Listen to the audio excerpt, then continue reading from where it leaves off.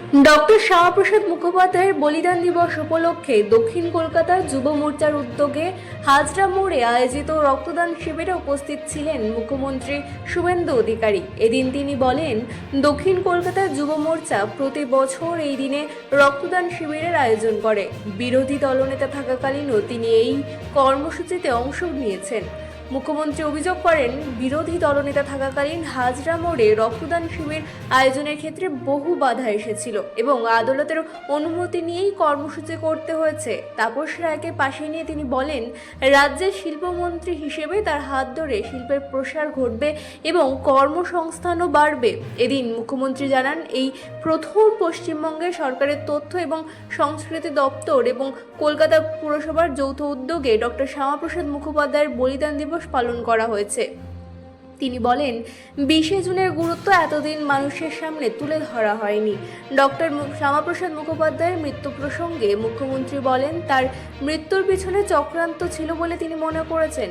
এক দেশ এক আইন প্রতিষ্ঠার যে চিন্তা তিনি করেছিলেন, সেই কারণেই তাকে সরিয়ে দেওয়া হয়েছে বলে দাবি করেন তিনি। পাশাপাশি তিনি জানান, বর্তমান সরকার তার আদর্শ অনুসরণ করবে এবং ছাত্রছাত্রীদের মধ্যে তার ইতিহাস তুলে ধরবে। তিনি আরও জানান, আগামী 6 জুলাই ডক্টর শ্যামাপ্রসাদ মুখোপাধ্যায়ের মূর্তি স্থাপনের জন্য ভিত্তিপ্রস্তর স্থাপন করা হবে তার জন্মস্থান জিরাটে। Bureau report, রাতদিন news network. এই দুই ভাই সহ যুব মোর্চার সমস্ত কার্যকর্তা প্রত্যেককে আমি বাই নেম চিনি। এরা অনেক কষ্ট করেছে, অনুমতি দেওয়া হয়নি, মামলা করা হয়েছে, সেসব আজ অতীত। আমি আমার যুব মোর্চার প্রত্যেকটি ভাইকে,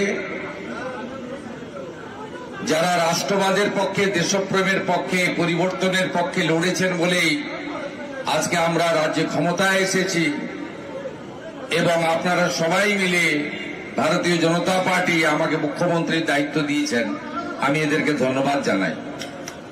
আমাদের প্রীতম সহ অন্যান্য নেতৃত্বরা আছেন, অনুপম ভট্টাচার্য সভাপতি আছেন জেলার, আমাদের শুক্লা আছে বোন জিএস। আমি প্রত্যেককে ধন্যবাদ জানাই। সর্বোপরি আমার অগ্রজ, আমাদের মন্ত্রিসভা পশ্চিমবঙ্গে বিনিয়োগ ফিরবে, যার হাত ধরে কর্মসংস্থান হবে, মাননীয় তাপস রায় মহোদয় আছেন। যেহেতু বিধানসভা চলছে, তাপসদাই বললেন যে কেবলমাত্র মুখ্যমন্ত্রী অর্পিত করব, তার আগে আমাদের কেওড়াতলা মহাশ্মশান আমি আত্মবলিদান দিবসে এই মহামানবের স্মারক স্মৃতিসৌধ এবং মূর্তিতে প্রণাম নিবেদন করে পুষ্পার্ঘ দিয়েছি পশ্চিমবঙ্গ সরকারের পক্ষ থেকে। আপনারা শুনলে খুশি হবেন যে এই প্রথম পশ্চিমবঙ্গ সরকারের তথ্য সংস্কৃতি দপ্তর, কলকাতা কর্পোরেশন যৌথভাবে তারা ডক্টর শ্যামাপ্রসাদ মুখার্জির আত্মবলিদান দিবস পালন করেছে। আপনারা জানেন 20 তারিখে পশ্চিমবঙ্গ দিবস পালিত হয়েছে, ঐতিহাসিক 1947-এর 20 জুনকে স্মরণ করে, যা এতদিন আমাদের এই প্রজন্ম আগামী প্রজন্মের কাছে লুকিয়ে রাখা হয়েছিল। স্বাধীনতার পরে 34 বছর কমিউনিস্ট এবং 15 বছর দুর্নীতিগ্রস্ত জামাতি সরকার যারা ছিলেন 15 বছর ধরে, তারা ডক্টর শ্যামাপ্রসাদ মুখার্জি, স্বামী প্রণবানন্দদের ভূমিকা অবদান ভুলিয়ে রেখেছিলেন। ভারতবর্ষের যশস্বী প্রধানমন্ত্রী নরেন্দ্র মোদীজির উপস্থিতিতে আমরা পশ্চিমবঙ্গ দিবস পালন করেছি।